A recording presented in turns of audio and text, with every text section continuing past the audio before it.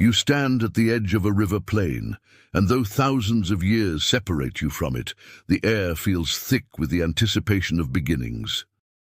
The Indus River flows here, fed by the snows of the Himalayas and the rains that sweep down from the monsoon. To your eyes, the banks are a wide canvas of possibility, silt, water and sunlight combined into the raw ingredients for one of humanity's earliest great experiments in civilization. You are not yet a city dweller. You are a farmer's child, a gatherer's kin, living in a cluster of huts made from mud and reeds. But you feel the rhythm of seasons beating against your bones, pulling your people away from wandering paths toward the fixed pulse of agriculture. It starts simply, as all great changes do. Wild barley bends in the wind, and when you press its seeds into the soil and water them, something miraculous happens. They sprout again. Wheat, lentils, peas, these are no longer the gifts of chance, gathered in the moment of ripening, but the steady yield of land you can shape. And so your people settle here in the Indus floodplains because the river grants a double gift: fertile silt and water that never truly runs dry. Herds of cattle graze in the grasslands nearby, and goats, sheep and water buffalo slowly become your companions in survival, offering milk, meat, hides and strength. As you walk through the small hamlets that emerge, you notice order where there was once only chance. Walls of mud brick rise higher than reed shelters. Hearths and storage pits multiply. The air carries the scent of grain being ground into flour, the smoky curl of fires used for cooking and firing clay pots. With farming comes surplus, and with surplus comes change, trade, division of labor, and a sense of stability unknown to the restless hunters of earlier ages. You may not yet name this region a civilization, but already you feel the shift in your life's rhythm. Fields are sown in neat rows, and the community's survival depends on cooperation, on irrigation ditches dug and maintained together, on seeds carefully stored for the next season. Each person's labor echoes in another's survival. The settlement grows, and soon what was once a temporary village becomes something more enduring, a home tied to land, water, and memory. Time moves, and centuries pass as you walk the soil of Mergar, one of the earliest known farming villages of this region. Here, around 7000 BCE, you see evidence of domestication, not just of crops, but of animals. The cattle that once roamed wild are now managed herds, guided by human hands. Clay figurines are shaped with care, some bearing the rounded forms of fertility, hinting at beliefs that already flow beneath daily survival. Beads of turquoise and lapis are strung, showing a fascination with beauty as much as utility. You notice the slow layering of complexity. Stone tools give way to copper ornaments. Houses of mud brick cluster in more organized patterns. Burials include offerings of pottery and ornaments, gestures toward a belief that life extends beyond death. Your people's story is not just about survival anymore, it is about meaning, memory, and legacy. The river is central in all of this. Each flood leaves behind dark, rich soil that renews the fields, but the river is also unpredictable. It can destroy what it gives, and so you learn to watch its moods, to adapt your settlement slightly away from its shifting banks. This balance of dependence and respect defines your world. The Indus is your lifeline, your challenge, your constant companion. By 4000 BCE, the scattered villages begin to resemble something larger in their potential. You walk through a settlement where streets run straighter, houses align in rows, and storage pits suggest communal planning. There is a sense of foresight here, a sense that life is no longer about reacting to nature, but about organizing against it.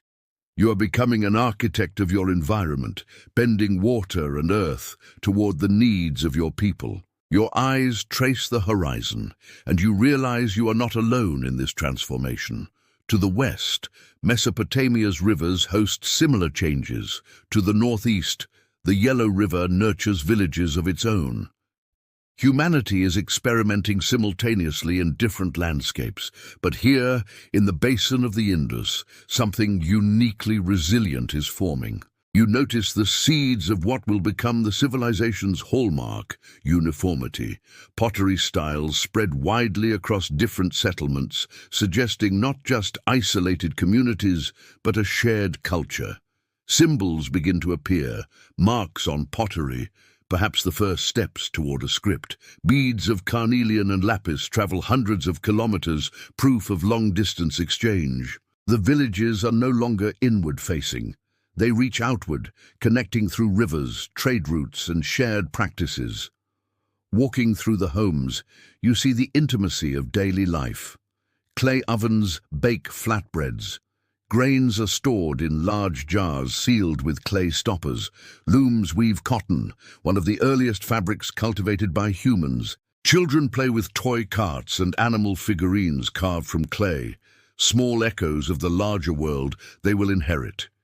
Each detail whispers of continuity, the knowledge that tomorrow will resemble today, and that the future is worth preparing for. By the late 4th millennium BCE, the foundations of the Indus Valley Civilization are firmly laid. You can feel the momentum building towards cities that will astonish the world. From the simplicity of a seed pressed into wet soil, you stand at the threshold of urban life, of Harappa, Mohenjo-Daro, and dozens of others that will rise from the plains like brick-born constellations. This is the beginning, when humans, rivers, and earth conspired together to forge one of history's earliest and most enduring experiments in order. You stand in the silt of the Indus, and beneath your feet, the roots of civilization grow deep. You now walk into a world transformed. The villages of the plains, once scattered and humble, have grown into vast and meticulously planned cities. You step into Harappa, and the first thing you notice is the sheer order of it all. Streets stretch straight ahead, intersecting at right angles, forming a grid that feels intentional and precise. The houses rise in rows, built from uniformly baked bricks, each one almost identical in size and proportion. This is no accident of chance. It is the architecture of foresight, a vision carried out on a massive scale.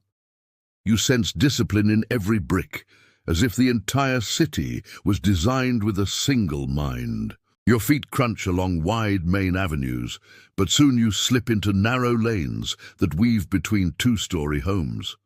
Some have flat roofs, others enclosed courtyards, and almost all contain wells. You realize water is not a luxury here, but a carefully managed necessity. The people of Harappa and Mohenjo-Daro have tamed the chaos of nature with one of humanity's first sophisticated drainage systems. Covered drains run beneath the streets, carrying wastewater away from homes, while soak pits and brick-lined channels keep the city clean.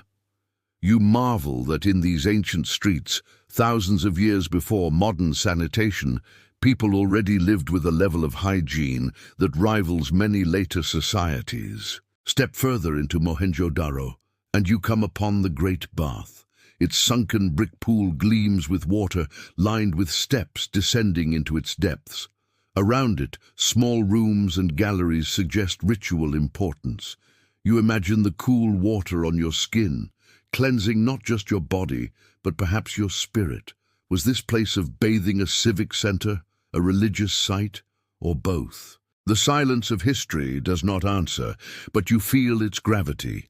This is no ordinary pool. It is a symbol of collective identity, a shared ritual that bound the city's inhabitants together.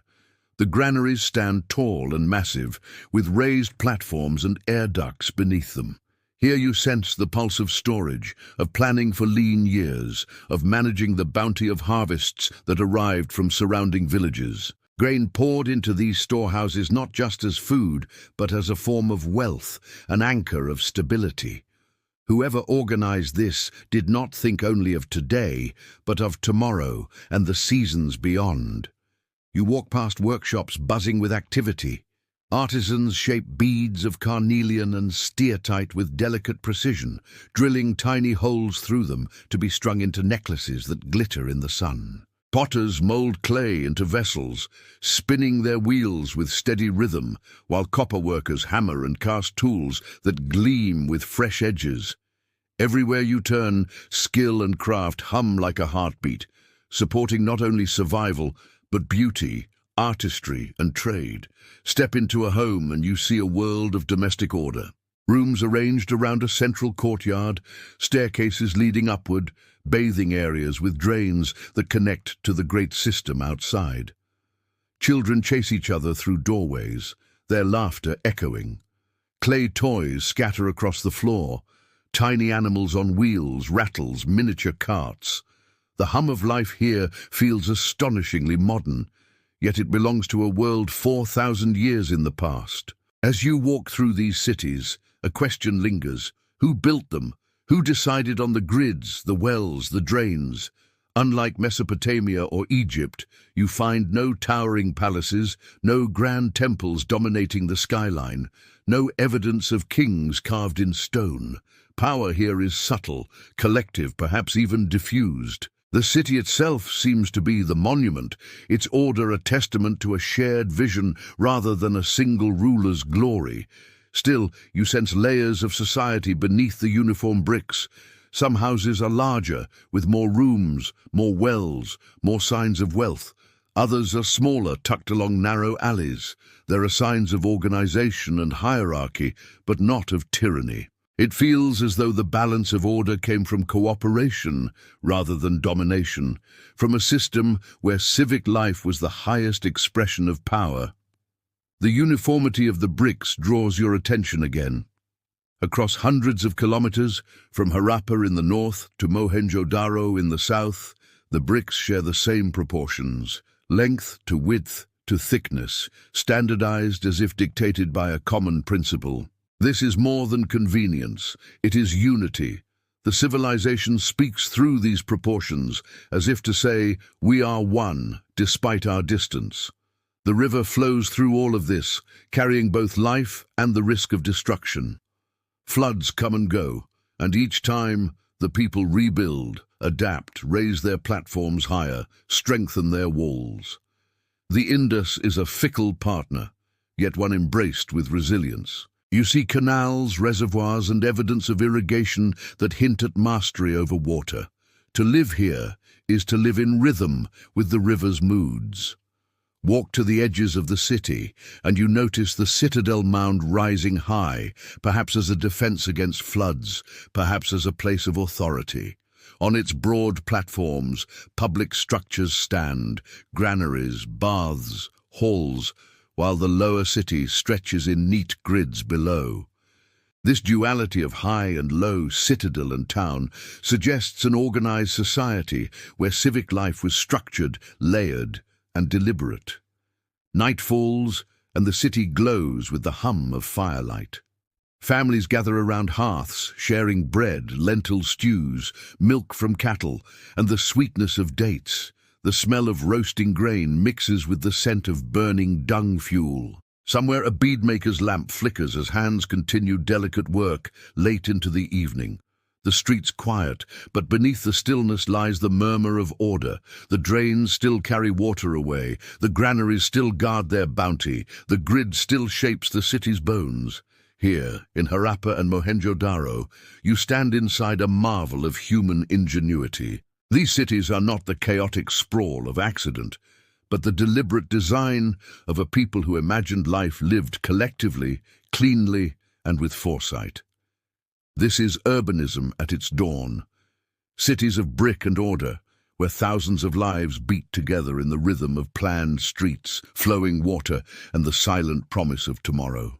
You wander deeper into the life that thrived within these cities, and now your attention shifts from bricks and streets to the pulse of daily existence. The Indus Valley is no longer just a place of engineering marvels. It is a tapestry of people, their routines, their trades, and the rhythm of exchange that connected them to one another and to distant lands. You begin not with kings or armies, but with the hum of workshops, the bustle of markets, and the intimate details of family life. The sound of hammers tapping against stone draws you into a bead-making workshop. Here, an artisan sits bent over a small carnelian stone, heating it carefully before drilling a hole with astonishing precision. The bead will be polished, strung, and perhaps worn around the neck of a trader or exchanged for grain or cloth. In another corner, steatite seals are carved with images of bulls, elephants, and strange symbols. These small squares of stone are more than ornaments. They are signatures, marks of identity or ownership, pressed into clay to seal goods for transport. Each seal carries a motif, often an animal, and a line of script whose meaning remains elusive to you, though you sense its importance. Nearby, potters spin their wheels, their hands steady as they shape symmetrical vessels. The air is filled with the earthy smell of clay and the smoky tang of kiln fires. The pots are not mere containers, they are stamped with patterns, painted with designs, and used both in daily meals and in rituals. In another street, coppersmiths pound sheets of metal into tools and ornaments. Bangles, blades, and fishhooks gleam in the sun. You realize that this civilization thrived on specialization, each craftsperson perfecting their art, each skill contributing to the collective whole. Step into the marketplace, and you hear the murmur of trade.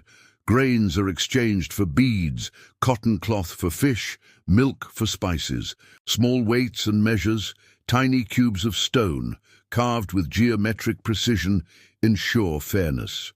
This standardization reveals a shared trust, a belief that trade should be balanced, measured, predictable.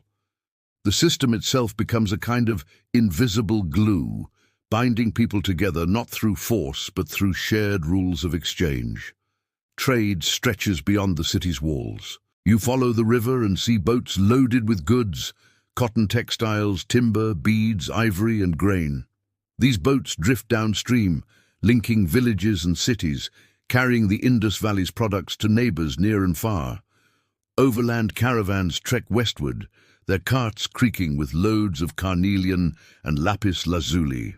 In distant Mesopotamia, merchants will marvel at the seals and beads of this land, calling it meluha, and trading silver, wool, and dates in return.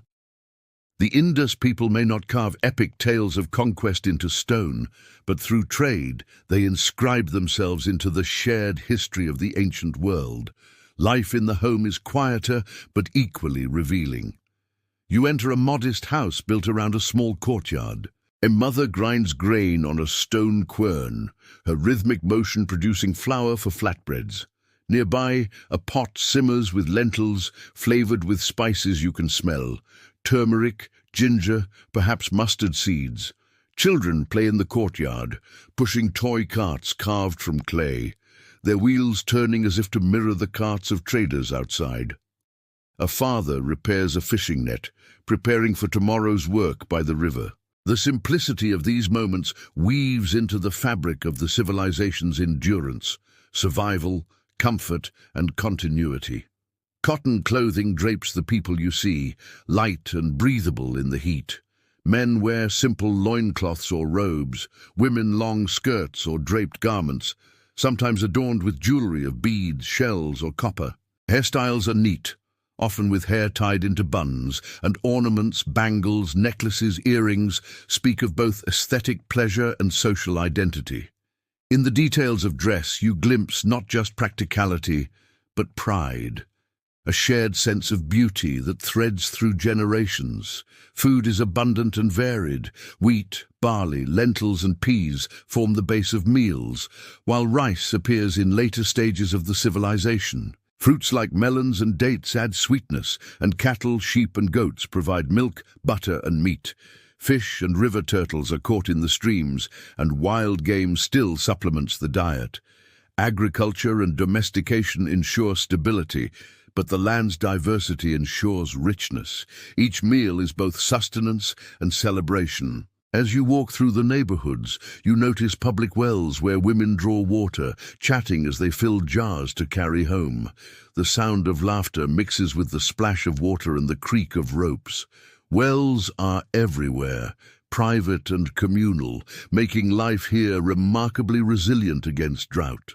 You realize how water, managed and shared, is at the heart of both survival and social life. In another home, you watch as a loom clacks gently, weaving cotton threads into fabric. The world here may not know silk yet, but cotton grown in these fields is already a marvel.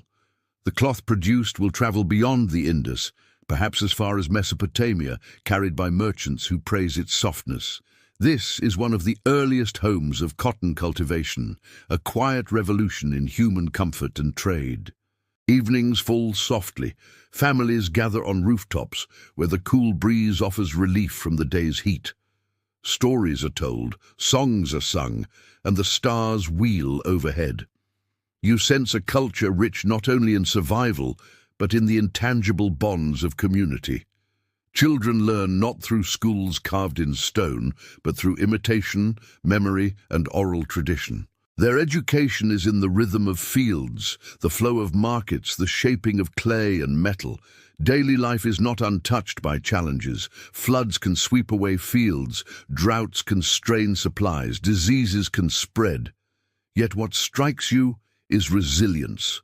The civilization adapts, reorganizes, rebuilds. Where a flood destroys, new layers of bricks rise. Where drought bites, granaries release their stored wealth. In this balance of fragility and endurance, you see the genius of a society that does not rely on conquest, but on cooperation, on quiet ingenuity, on the shared rhythm of daily life. By the time you leave the city streets, you realize that this world's greatness does not lie only in its architecture or its mysteries, but in its people, their trades, their crafts, their meals, their laughter. It is in the ordinary that the extraordinary endurance of the Indus Valley Civilization becomes clear. Here, in the details of trade, craft, and daily life, the civilization's heart beats strongest, steady, and human, echoing across millennia. You pause now, and your gaze shifts from the hum of daily work to the quieter, more elusive realm of meaning. The Indus Valley Civilization does not leave behind grand pyramids, towering ziggurats, or inscriptions carved into stone proclaiming the deeds of kings. Instead, its spiritual and symbolic life lingers in fragments, seals, figurines, motifs, and structures that whisper but never shout. To stand in this world is to stand among mysteries, reading signs that refuse to yield their full story, yet compel you to imagine what they meant. The first thing you notice are the seals, small, square pieces of steatite, polished and carved with images so sharp they seem alive even millennia later. Bulls with sweeping horns, elephants with patient strength, rhinoceroses, tigers, goats, each animal seems more than naturalistic. They are symbols, perhaps sacred emblems or totems of clans. Above them or beside them runs a line of signs, the script of the Indus people. It curls and bends in unique shapes, fish-like figures, combs, circles, strokes, ordered with care. You trace the symbols with your eyes, longing to read them, but their language remains locked, undeciphered despite centuries of study. You feel as though you are standing before a message written directly to you, but sealed forever by silence. These seals, pressed into clay, might have marked ownership, trade, or authority, but their artistry suggests more. Were they tokens of belief, prayers etched into stone? Were they a way to carry divine animals into daily life? The mystery lingers. Then your eyes fall upon terracotta figurines. Many depict women, their hips wide, their breasts pronounced, their forms rounded with fertility. Some wear elaborate headdresses, their bodies adorned with jewelry, carefully modeled in clay. Are these images of a mother goddess, embodiments of fertility and abundance, or are they simple toys, symbols of beauty, echoes of household devotion? The figurines resist your certainty, yet they radiate the same reverence that fertility figures carry across many ancient cultures. There are also animals rendered in miniature: bulls, dogs, monkeys, birds. Each one suggests a world where humans did not stand apart from nature, but lived entwined with it.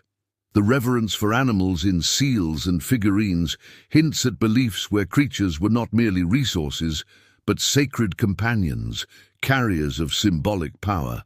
The Great Bath of Mohenjo-Daro draws you back, compelling in its silence. A pool lined with bricks and waterproof bitumen, with steps descending from either side. It is not built for play, nor does it resemble the utilitarian wells scattered through the city. No, this place carries gravity. You imagine groups gathering here, descending into the water in acts of ritual purification. The stillness of its depths suggests cleansing, rebirth, the removal of defilement before sacred acts. If the Indus people worshipped without temples, perhaps this was their temple. Water itself, sanctified by order and community. Symbols recur across the civilization, repeating as if carrying truths. The pipal tree, with its heart-shaped leaves, appears often, perhaps sacred, perhaps a site of rituals. In one seal, a horned figure sits cross-legged, surrounded by animals. His posture echoes meditation. His form hints at a proto-Shiva, later known as Pashupati, Lord of Beasts. Was this a god of fertility? A guardian of the wild? A precursor to deities worshipped centuries later in South Asia? You can only guess, but the continuity feels undeniable. The script itself teases you again and again, found on seals, pottery, tools, even on copper tablets. It never stretches long, never more than a few symbols. Perhaps it was not meant for elaborate storytelling, but for marking ownership, invoking names, or carrying brief prayers. Its brevity suggests practicality, yet the care of its carving suggests reverence. Each sign feels deliberate, like a note in a song you cannot hear. The script remains the most haunting silence of this world, a library of signs that will not open its doors. Rituals seem to permeate daily life in ways small and large. The very order of the city, the baths, the drains, the wells, feels infused with symbolic meaning, as if cleanliness was not only practical but spiritual. Water flowing and pure may have been the most important medium of the sacred. The repetition of fire altars found in some sites suggests another layer of ritual, the offering of flames to unseen powers. And yet, you see no palaces of gods, no statues of rulers commanding divine favor.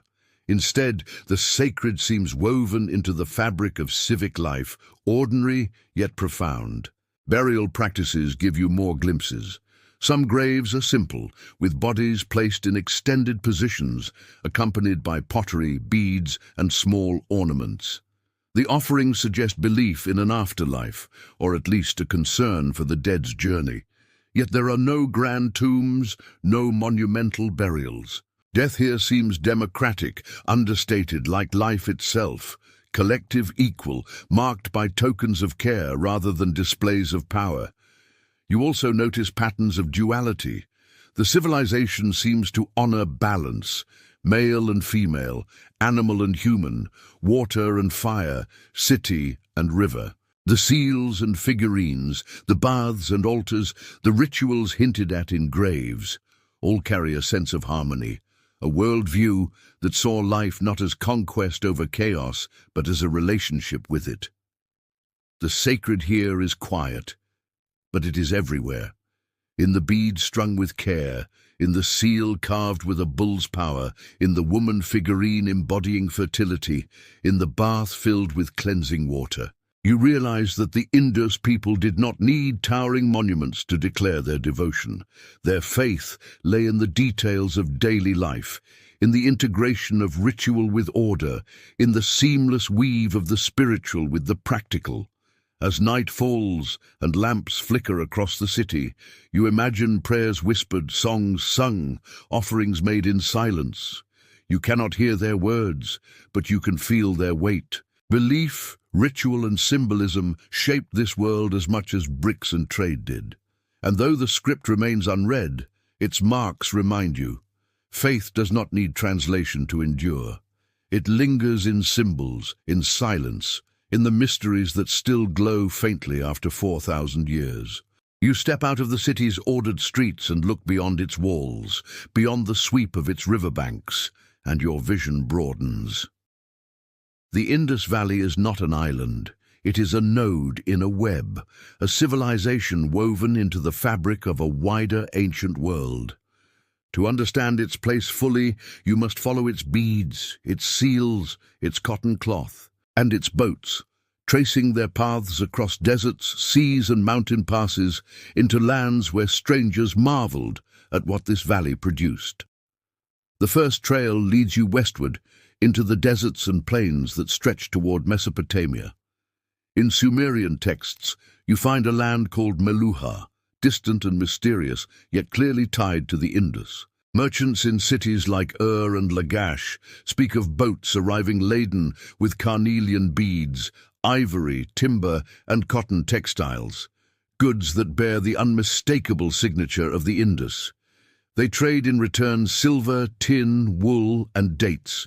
You imagine the Mesopotamian merchants running their fingers across a seal carved with an Indus bull, puzzled by its strange script, yet entranced by its quality.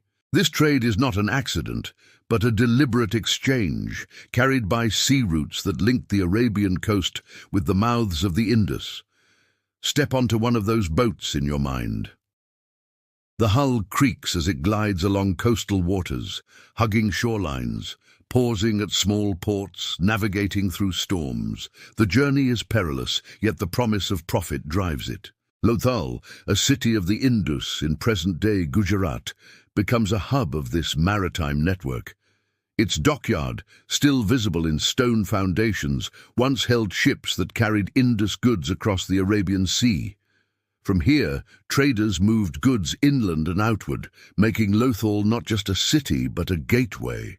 To the north, the mountain passes carry another trail. From the mines of Badakhshan in Afghanistan, lapis lazuli is quarried, its deep blue veins gleaming like frozen night. This prized stone makes its way southward, carved into beads by Indus artisans, then further west into Mesopotamian temples, where it decorates statues of gods. The Indus did not live in isolation, but in networks of exchange that reached across thousands of kilometers. Their civilization thrived not only on agriculture, but on this flow of materials and ideas. As you follow these routes, you sense more than economic exchange. There is cultural contact too, an early form of globalization. A cylinder seal from Mesopotamia depicts boats that resemble those of the Indus. A Sumerian tablet mentions interpreters for Meluhans, suggesting that people from the Indus lived or worked in foreign ports. Perhaps entire trading communities existed abroad, carrying with them their language, their rituals, their way of life. In this flow, identity becomes fluid. Indus beads lying in Mesopotamian graves, Mesopotamian goods resting in Indus homes. Closer to home, the networks bind city to village, coast to interior. Wheat and barley flow from rural fields to urban granaries, cotton cloth travels from looms to marketplaces, and fish from rivers arrive at inland towns. This circulation is the lifeblood of the civilization, ensuring that cities like Harappa and Mohenjo-Daro do not stand as isolated marvels, but as centers connected by constant movement. You pause at the beads again. Found as far away as Mesopotamia and Oman, they are small yet powerful symbols of connection. Carnelian, with its fiery orange hue, becomes the most distinctive of all. The meticulous drilling, the heat treatment to deepen its color, the polish that gives it shine, all reflect a mastery that made Indus beads coveted across the ancient world. Each bead is more than ornament, it is a passport, proof of the civilization's reach. The seals also travel, and when pressed into clay in distant lands, they carry not only identity, but culture. The script, undeciphered even today, must have been enigmatic to foreign eyes as well. Yet its repetition, its consistent style, meant it was understood at home. The seals reveal the Indus people's role as both traders and cultural ambassadors, leaving their mark across borders even without conquering armies or missionary zeal. Water remains central. The rivers connect interior cities to coastal ports, and the sea extends those connections outward. The Indus people master both. Boats are not grand galleys, but sturdy, practical craft, flat-bottomed for river navigation, seafaring for coastal trade. The presence of docks, warehouses and waits at cities like Lothal and Sutkagendor speaks of a society fully engaged in the complexities of commerce.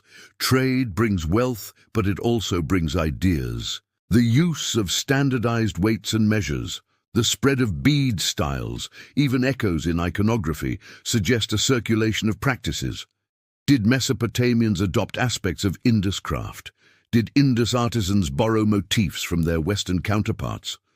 You cannot say for sure, but the parallels hint at conversations across cultures, carried not by letters or chronicles, but by objects, goods and hands. Within the Indus Valley itself, this exchange fosters unity. The standardized bricks, weights and seals across cities show not just shared technology, but a shared identity. You begin to see the civilization less as isolated cities and more as a cultural zone. Hundreds of settlements linked by trade, communication, and a common way of life. No single king's name binds them. It is the network itself, the circulation of goods and ideas, that forms their cohesion. Yet this interconnectedness also makes them vulnerable. Dependence on trade means dependence on stability. Rivers must flow predictably, harvests must remain steady, networks must stay open.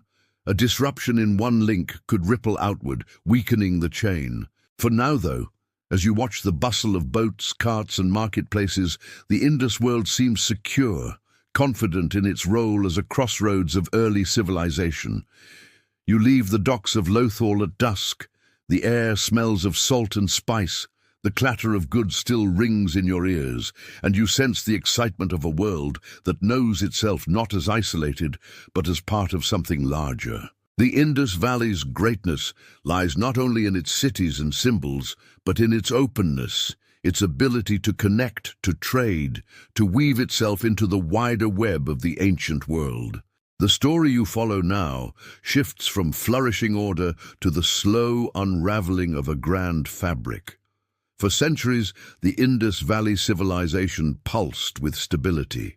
Its cities stood strong, its trade network spanned seas and deserts, its people lived with remarkable resilience. Yet no civilization is untouched by change. Step by step, stresses accumulate, some subtle, some dramatic, until the delicate balance begins to strain and then to falter. You stand in the middle of this slow transition, feeling both the persistence of the old rhythms and the shadows of decline creeping in. At first, it is the rivers that stir unease. The Indus itself has always been capricious, but now its tributaries begin to shift more dramatically. The Saraswati Ghaggar Hakra, once a mighty river flowing parallel to the Indus, dwindles. Climate changes, monsoons weaken, and water that once flooded fields becomes scarce.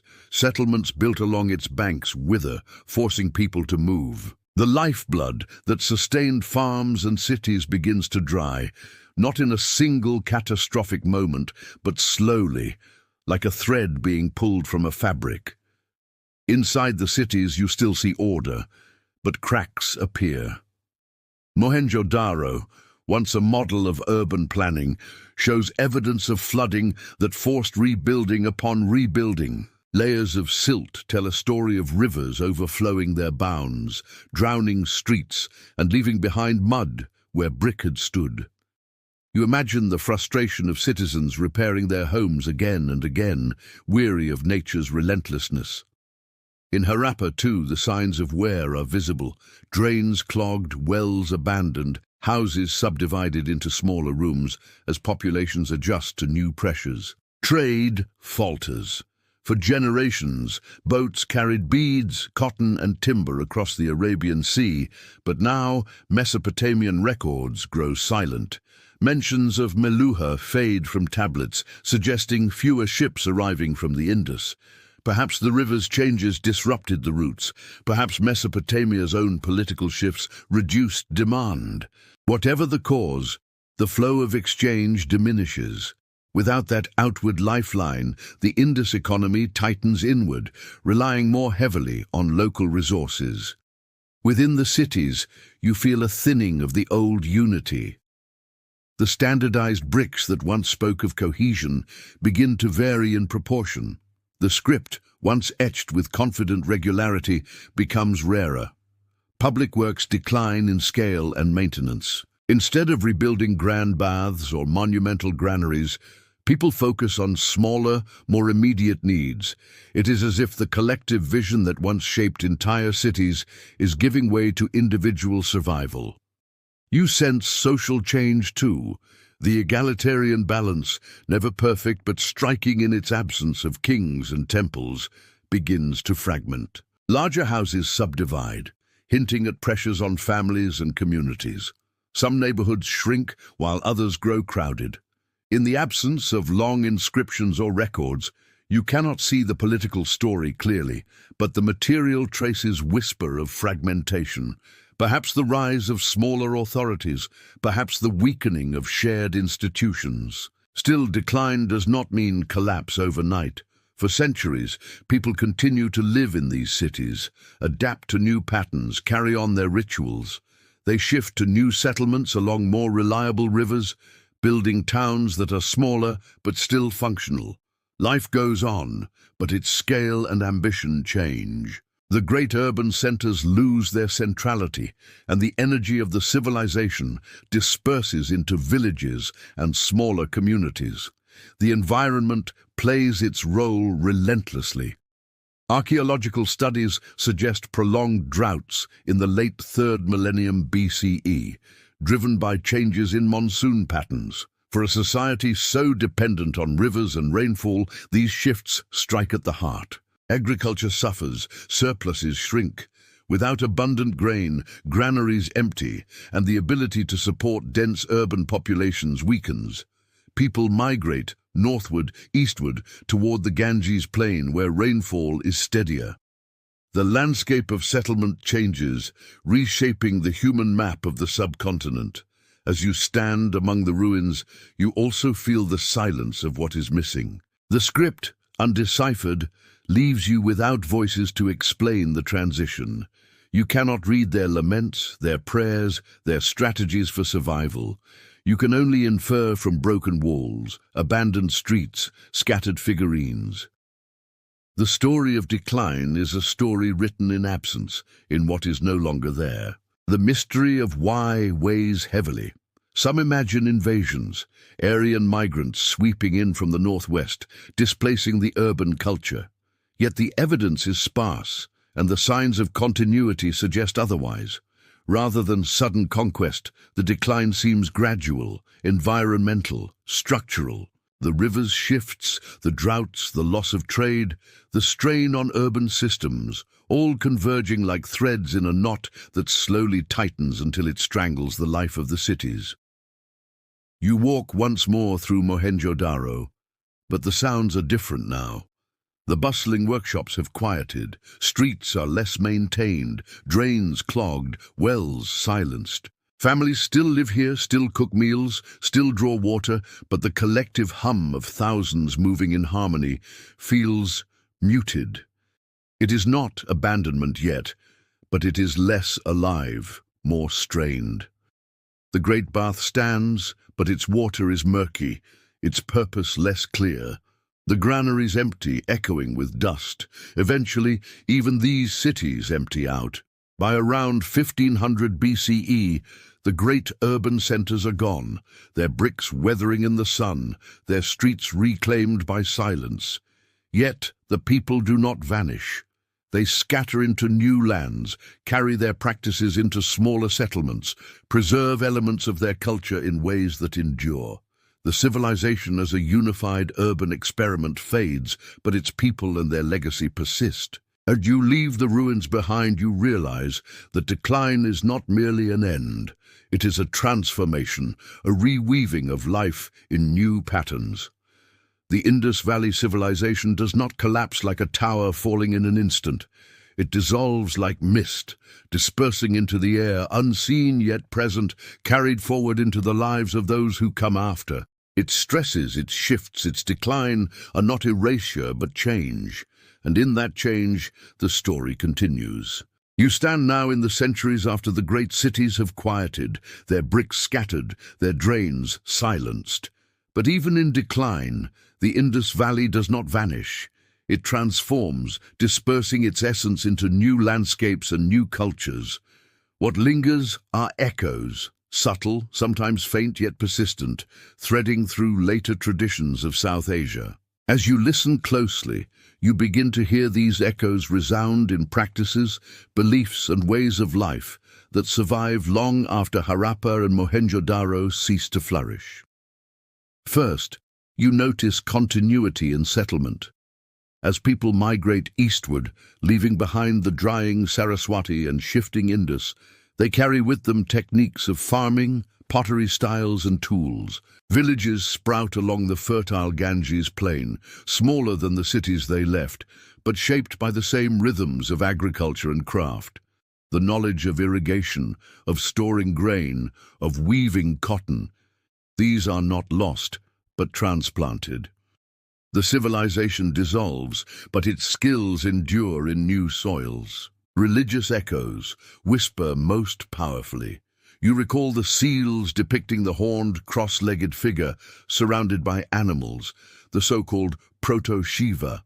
In later Hindu traditions, Shiva emerges as a deity of ascetic meditation and mastery over beasts, Pashupati, lord of animals. Is this continuity direct or coincidence born of shared human imagination? You cannot know for certain, but the resonance is strong. Similarly, the terracotta figurines of motherly forms suggest a worship of fertility, of the generative power of women. Later goddesses of Hinduism, from Parvati to Shakti, embody these same themes of fertility, strength and cosmic motherhood. The sacredness of water also persists. The Great Bath of Mohenjo-Daro spoke of ritual cleansing, and in later centuries, bathing in rivers, especially the Ganges, becomes central to Hindu religious life.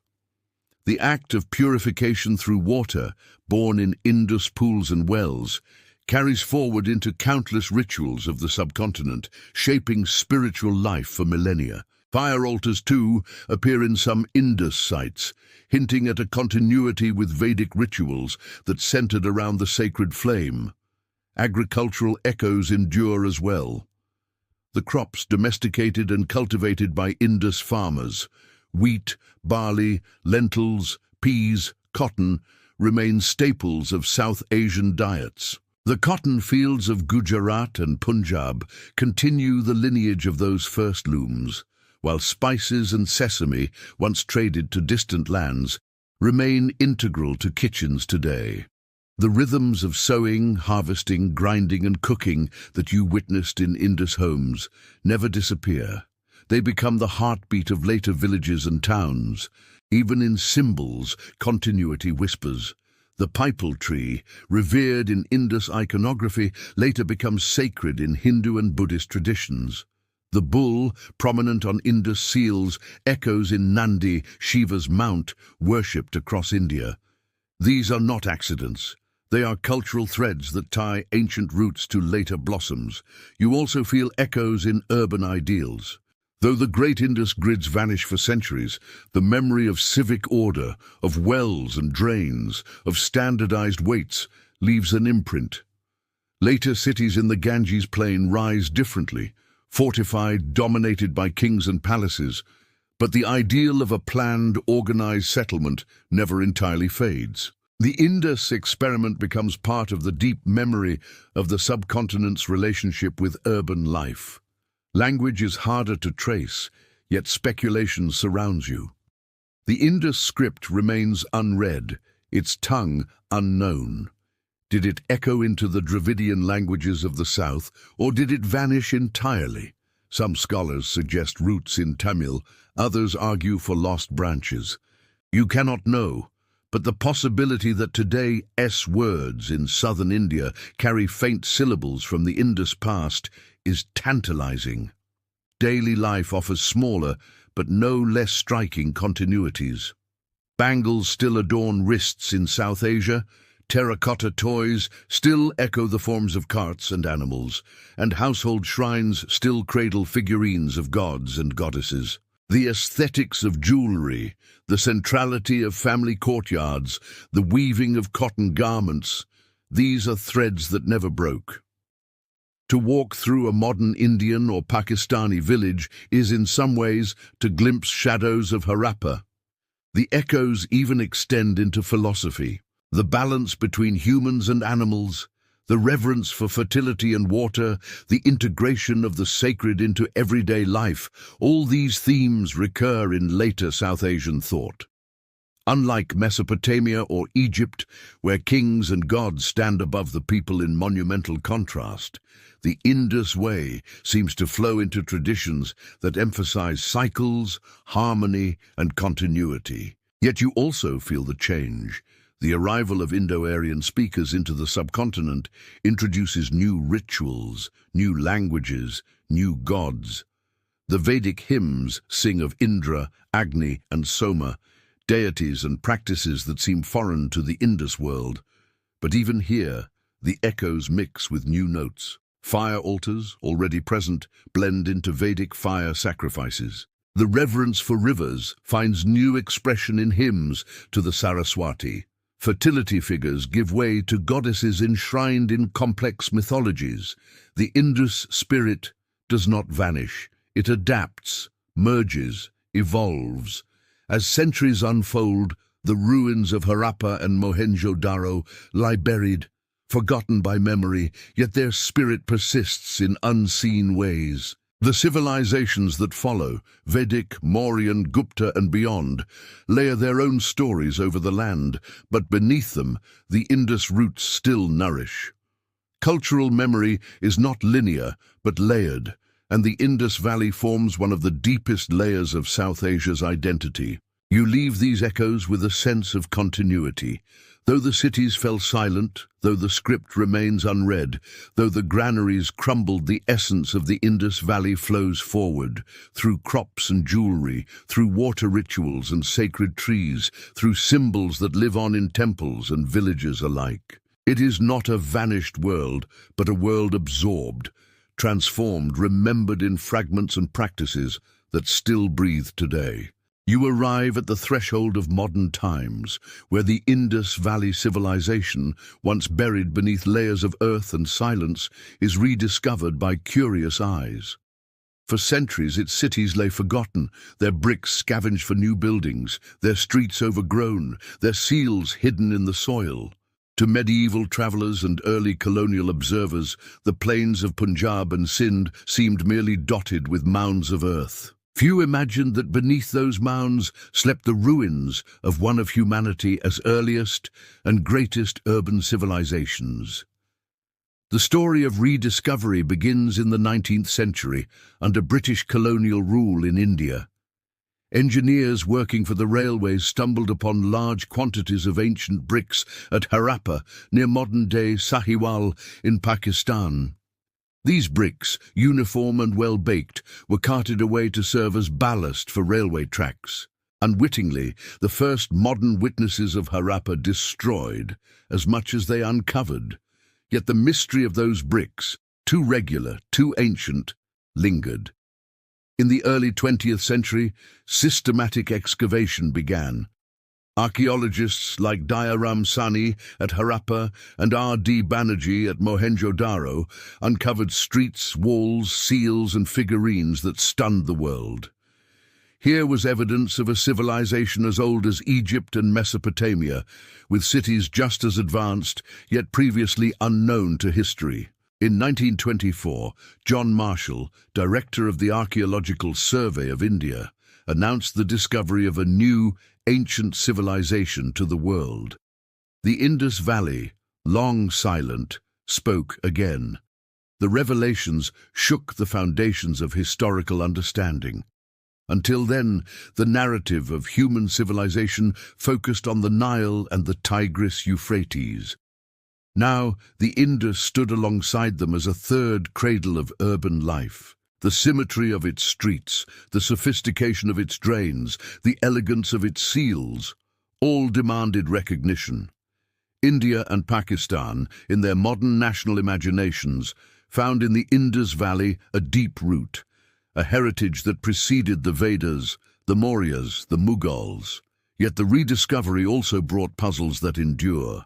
The script remains undeciphered, defying linguists and epigraphers despite decades of effort. Computers, statistical models, and cross-linguistic comparisons have all been brought to bear, but the short length of inscriptions and the lack of bilingual texts leave the script locked. Some argue it is not a true writing system, but a set of symbols. Others insist it encodes language, perhaps Dravidian or something lost. The debate continues, reminding you that rediscovery does not mean complete understanding. The seals and figurines still invite interpretation and controversy. Was the horned figure on one seal a proto-Shiva or something entirely different? Were the terracotta women goddesses or simple toys? Was the Great Bath a religious center or merely civic? The absence of texts forces scholars into speculation, piecing meaning from fragments. The civilization resists full recovery, its voice muffled by time. Modern technology deepens the search. Satellite imagery reveals buried riverbeds, supporting theories about the drying of the Saraswati and its role in decline. Chemical analysis of beads and pottery traces trade routes, proving links with Mesopotamia, Oman, and beyond. DNA studies attempt to map the ancestry of Indus people, connecting them to later populations of South Asia. Each new discovery adds detail, yet also complexity. The Indus Valley remains both known and unknown, revealed yet enigmatic. For the modern imagination, the Indus Valley has become more than history. It is identity. In India, Pakistan, and beyond, it stands as a shared heritage, a reminder that civilization here is as ancient as anywhere else in the world. National pride draws upon it, yet so do scholarly debates about language, migration, and continuity. The ruins of Harappa and Mohenjo-Daro, now UNESCO World Heritage Sites, attract visitors who walk their streets and marvel at their order, just as you have in imagination. The rediscovery also reframes questions of what civilization means. Unlike Egypt, the Indus leaves no pyramids. Unlike Mesopotamia, no epic poems carved in clay. Unlike China, no dynastic chronicles. And yet, its cities, with their sanitation, order, and quiet sophistication, reveal a different kind of greatness.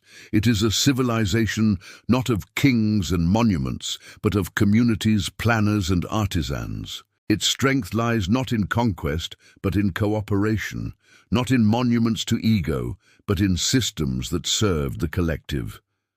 In modern times, as societies wrestle with inequality and sustainability, this lesson feels startlingly relevant.